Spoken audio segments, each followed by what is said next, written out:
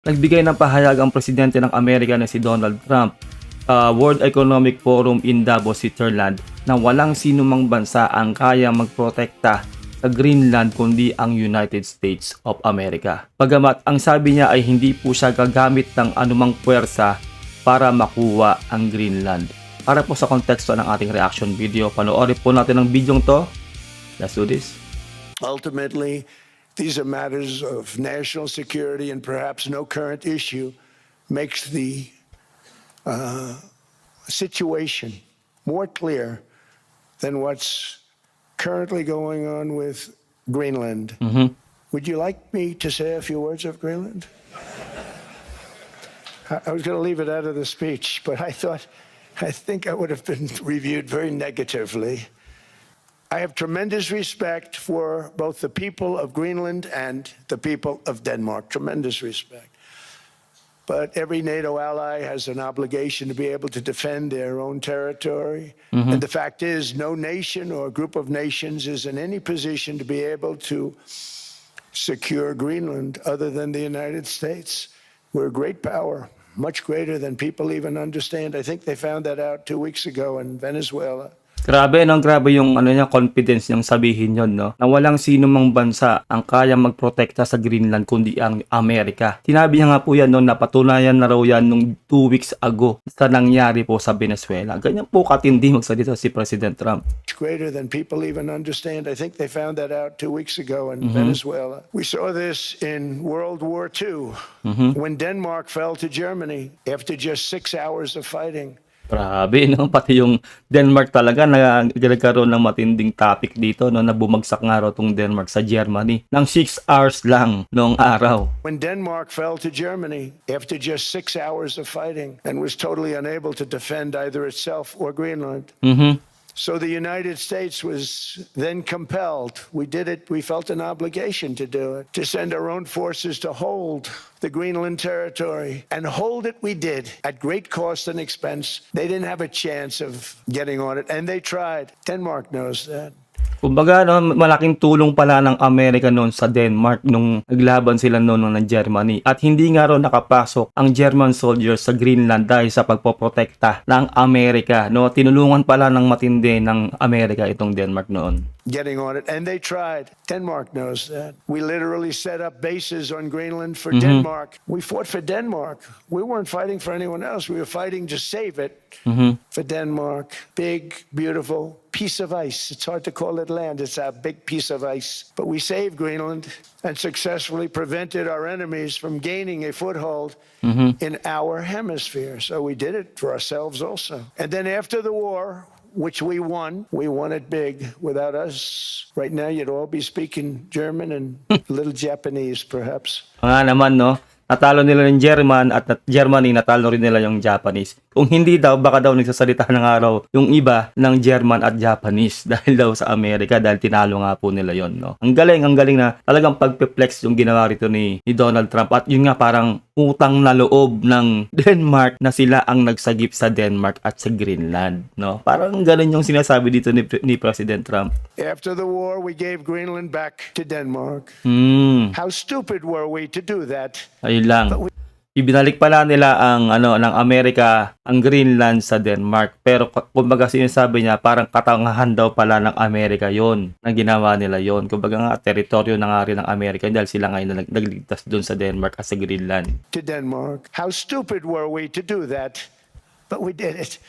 But we gave it back. But how ungrateful are they now? Yun, wala raw utang na loob ang Denmark sa ginawa ng Amerika noong araw sa kanila, no? Grabe, no? Grabe siya magsalita, straight to the point.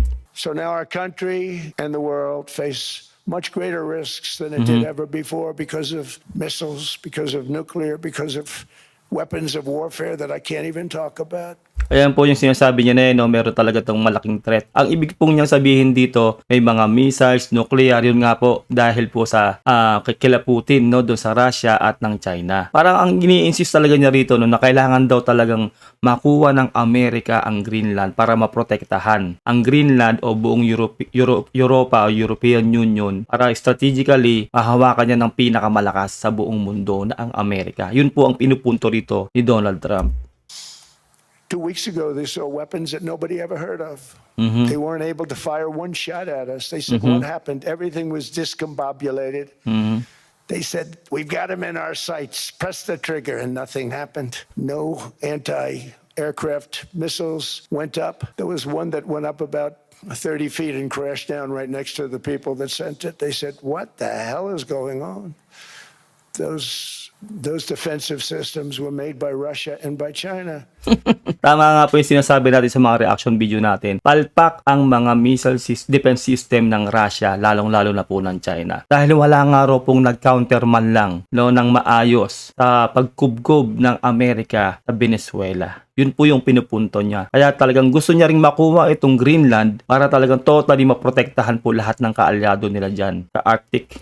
So they're going to go back to the drawing boards, I guess. Greenland is a vast, almost entirely uninhabited and undeveloped territory that's sitting undefended in a key strategic location between the United States, Russia, and China. That's exactly. Yun nga po, wala nga po talagang pang-depensa talaga yung Greenland kung tutuusin. Meron na po sila yung sled, alam niyo yung sled na army ng naka-sled na may humihilang aso. Wala po talaga silang totally military, wala silang mga barko, wala silang mga eroplano. Yun po yung nasa balita, correct me if I'm wrong, wala daw po talaga. Kaya kailangan po talagang madepensahan po talaga itong Greenland dahil pinalilibutan na nga po yan ng mga warship ng China at ng Russia. Key strategic location between the United States, Russia, and China. That's exactly where it is, right smack in the middle. Wasn't important nearly when we gave it back. You know, when we gave it back, it wasn't the same as it is now. It's not important for any other reason, you know. Everyone talks about the minerals. There's so many places. There's no rare earth. No such thing as rare earth. There's rare processing, but there's so much rare earth. And this to get to this rare earth, you got to go through hundreds of feet of ice. Tama.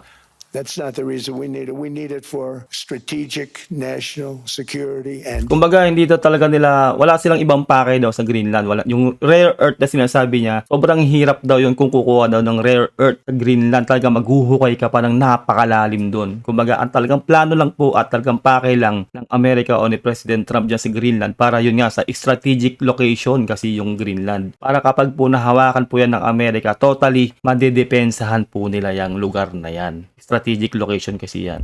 international security. This enormous unsecured island is actually part of North America on the northern frontier of the Western Hemisphere. That's our territory. It is therefore a core national security interest of the United States of America. And in fact, it's been our policy for hundreds of years to prevent outside threats from entering our hemisphere. And we've done it very successfully. We've never been stronger than we are now. That's why American presidents have sought to purchase Greenland for nearly 2 centuries. You know, for 2 centuries, they've been trying to do it.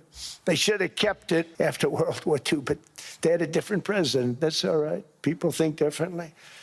Much more necessary now than it was at that time, however. In 2019, Denmark said that they would spend over $200 million to strengthen Greenland's defenses. But as you know, they spent less than 1% of that amount. 1%. There's no sign of Denmark there.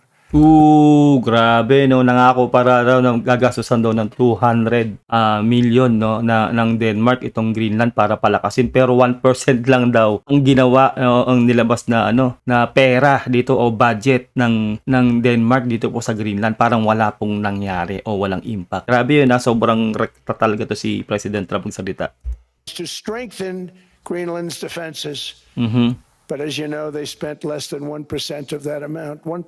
There's no sign of Denmark there. And I say that with great respect for Denmark, whose people I love, whose leaders are very good. Kumbaga talkies lang no, kumbaga hindi naman totally na palakas ng Denmark ang depensa ng Greenland kasi kahit i-research niyo po no, pero correct me if I'm wrong pa rin po dyan no, pero sa na-research ko po talaga wala po totally na defense ang talaga ang Greenland. Wala po silang military, wala po silang yung totally parang sa Amerika o sa kahit sa maliit na bansa, kahit po nga tayo, di ba, tayo sa Pilipinas meron tayong military, may mga barko tayo, may mga helicopter, eroplano. Totally ang Greenland po wala po ganun. Onti lang, kung mayroon man, onting-onti lang at hindi pa well-equipped. Talaga pong mga sled lang po na mga hinihila pa ng mga aso na pang-yelo.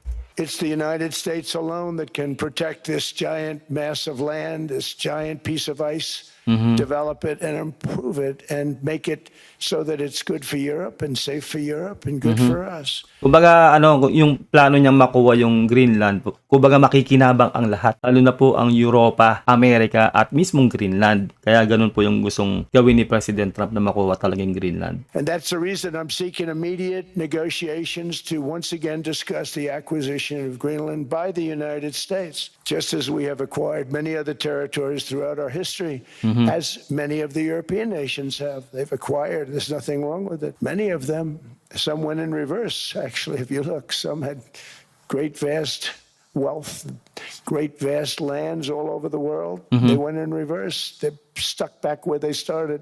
That happens too. But some grow. But this would not be a threat to NATO. This would greatly enhance the security of the entire alliance, the NATO alliance. The United States is treated very unfairly by NATO. Yun, kumbaga ang plano pala talaga ni Donald Trump para mapalakas daw yung alyansa sa NATO, para madepensahan din mismo ang NATO. 'Di ba? Kaya gusto niya makuha yung Greenland. Kaso nga lang daw nagiging unfair daw talaga ngayon ang NATO sa Amerika. Dahil unang-una ha, kung hindi niya man mabanggit po dito yan, sinabi ko na po ito sa mga reaction video natin. Ang Amerika po ang pinakamalaking ambag sa NATO. 100%. I-search nyo na lang po sa mga reaction ko yan. Nandoon po yan. Sinabi ko na po yan. At yung mismong mga member pa po ng ibang NATO na ibang bansa, lalo po sa Europa, ay halos 2% lang yata ang naiaambag dyan sa grupong NATO. Kaya kumbaga, malaki ang talagang naiko-contribute ng Amerika sa grupong yan, sa NATO. Kaya kumbaga para sa Amerika, hindi fair ang NATO ngayon sa nangyayari na to. Sa gusto nila mangyari dyan sa Greenland. Kumbaga nga naman ba, ikaw laging taya sa inuman, no? Ikaw laging taya di ba? Tapos ikaw yung pinag-uusapan, ikaw po yung ginagawa ng issue. Parang ganon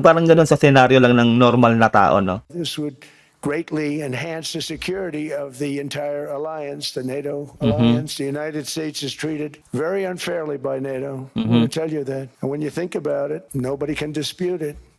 We give so much and we get so little in return. Until I came along, NATO was only supposed to pay 2% of GDP, but they weren't paying. Most of the countries were. Diba tama ako? Nabanggit pala niya dito, no? Nagbibigay lang daw ng 2% sa GDP ang NATO. Kumbaga, lugi ang Amerika. Malamang sasabihin niya rito 100% sa Amerika, di ba? 2% of GDP, but they weren't paying. Most of the countries weren't paying anything. The United States was paying for virtually 100% of NATO. Tama po ako, di ba? Sabi ko sa inyo Yun po ang malaking alas ng Amerika. Sila po, kumbaga sa inuman, nag-aambag sila ng 100%. Kumbaga sila yung nanlilibre. No? Sa ano lang po senaryo lang po natin ng ordinaryo mamamayan. Ikaw yung nanlilibre. Na halos walang inaambag yung mga kainuman mo o yung mga kaibigan mo. Tapos bandang huli, ikaw pa yung babaliktarin. Ikaw yung gagawa ng usap. Hindi sila mag-a-agree sa'yo. Unfair nga naman. And I got that stopped. I said, that's not fair. But then more importantly, I got NATO to pay 5%, and now they were paying, and now they are paying. So something. Di ba? Kumbaga nagreklamo na nga daw siya. Sabi niya, ginawa niya, kinausap niya tong NATO na mag-ambag naman kayo na mas mataas. Ginawa niya, sabi mag-ambag kayo kahit 5%. Kung di siya nagsalita, syempre siya yung malaking ambag, di ba? Nag-ambag na nga ng 5% itong nasa NATO. Kung di pa sila sabihan. Kumbaga pakiramdaman. Kumbaga sa ordinaryo mamamayan, no? Ordinaryo mamamayan tayo, ganun yung senaryo. Kumbaga, kung di ka pa sabihan, kumbaga, hindi ka mag-aambag. Di ba? Walang kusang loob. Na dapat naman talaga ay mag-aambag sila ng pare-parehas 100%. Kumbaga ito po talaga pala yung matinding alas si President Trump dito. Sila yung malaking ambag sa GDP dyan po sa NATO. Nobody said was possible. They said we will never go up higher than 2%. But they went to 5% and now they're paying the 5. They didn't pay the 2 and now they're paying the 5.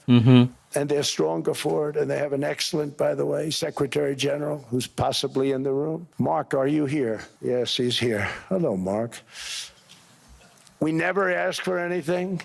And we never got anything. Ayun na nga, wala daw hinihingi na anumang kapalit itong Amerika at wala rin naman daw sila natatanggap na pabalik sa kanila. Kaya ngayon, eto na. Siguro, eto na lang talagang ihihiling ng Amerika dito sa NATO. Itong Greenland. Kung baka ito talaga, no, parang napakatindi ng strategic mind dito ni President Trump. Oo nga naman, lugi naman talaga kung tutuusin. 100% ang inaambag nila sa GDP ng NATO. Bulat sa pool. At nagawa na natin ang reaction video yon. At ito lang nga po, parang ang dating dito, ito na po yung matinding kahilingan ni President Trump dito sa NATO. Para pumayag sila, lalo po dito sa Denmark, na makuha nila ang Greenland. Probably won't get anything unless I decide to use excessive strength and force where we would be, frankly, unstoppable. Di ba? Isipin nyo ha, wala daw silang hinihiling na kapalit unless kung gagamit sila ng matinding puwersa dyan. Pero talagang hindi daw sila mapipigilan kung gagamit daw sila ng matinding puwersa. But I won't do that. Okay? Pero hindi daw siya gagamit ng puwersa para makuha ang Greenland. Maliwanag po yan sa kanya mismo galing, hindi daw siya gagamit ng puwersa para makuha ang Greenland. But I won't do that. Okay? Now everyone's saying, oh, good. That's probably the biggest statement I made because people thought I would use force. Tama. Lahat po tayo nag-iisip na baka nga gumamit ng puwersa itong si President Trump para makuha lang po yung Greenland. Dahil nga po alam naman po natin sobrang agresibo niya ngayon. Di ba yung ginawa niya sa Venezuela kay Maduro, persahan yun. Ngayon po, pero hindi silang issue ng Iran, di ba? Kaya nag-iisip tayo ng ganun. Pero sa kanya na po mismo nanggaling sa bibig niya na hindi daw siya gagamit ng puwersa para makuha ang Greenland. That's probably the biggest statement I made because people thought I would use force. I don't have to use force. I don't want to use force. I won't use force. All the United States is asking for is a place called Greenland, where we already had it as a trustee, but respectfully returned it back to Denmark not long ago after we defeated the Germans, the Japanese, the Italians, and others in World War II. We gave it back to them. We were a powerful force then, but we are a much more powerful force now. Ayun lang po, no, sana nagustuhan nyo ating reaction and commentary ngayong sa video na to. Mag-comment ka kung anong reaction mo sa napanood nating mga sinabi po ni President Trump. At yun nga po, talagang gusto niya pong makuha ang Greenland, pero sinabi niya po na hindi nga po siya gagamit ng anumang puwersa para makuha lang po ang Greenland. Kung nakabot ka hanggang dito, maraming salamat at mag-like ka sa ating video kung gusto mo ating video. Mag-subscribe ka na rin para updated ka. Ingat till next time. God bless and peace out. Bye.